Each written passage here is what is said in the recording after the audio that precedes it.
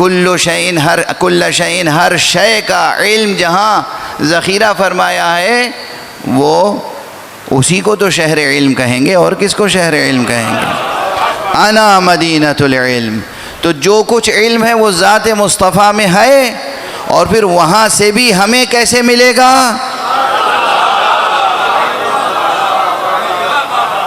وعلی بابها. ایک صلوات پڑھ دیں محمد والے.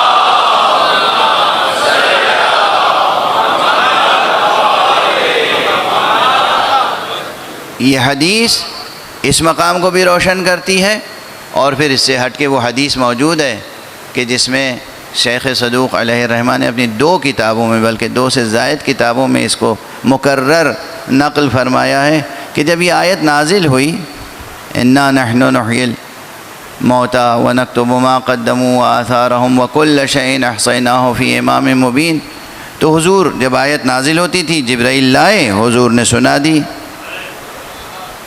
تو فوراً 2 حضرات کھڑے ہو گئے اور انہوں نے کہا یا رسول اللہ یہ آیت ہماری سمجھ میں آ گئی پوری، مگر ایک چیز سمجھ میں نہیں آئی.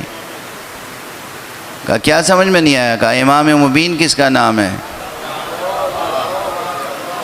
جب بھی میں یہ روایت پڑھتا ہوں تو یہ جملہ ضرور کہتا ہوں کہ نہ اس وقت امام مبین سمجھ میں آیا تھا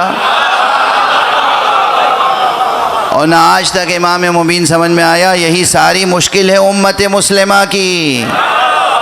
اگر امام مبین سمجھ میں آ جاتا تو تمام مسائل خود بخود حل ہو جاتے، تمام مشکلیں حل ہو جاتی، کوئی مصیبت نہ آتی، اور یہ انسان سرفراز اور کامیاب ہوتا.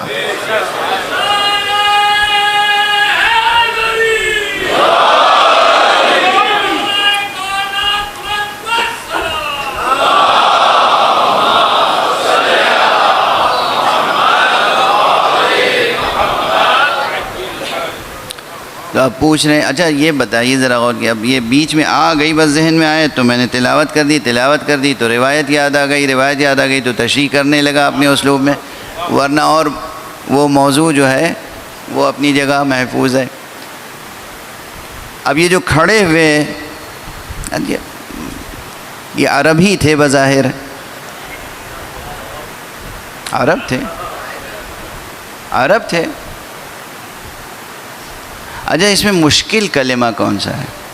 یہ ہر زبان میں ہوتا ہے کہ کچھ الفاظ غریب الفاظ کہلاتے ہیں. غریب یعنی نامانوس، مشکل، ان کو ڈھونڈنے کے لیے ڈکشنری کے اوراق کی ورق گردانی کرنی پڑتی ہے.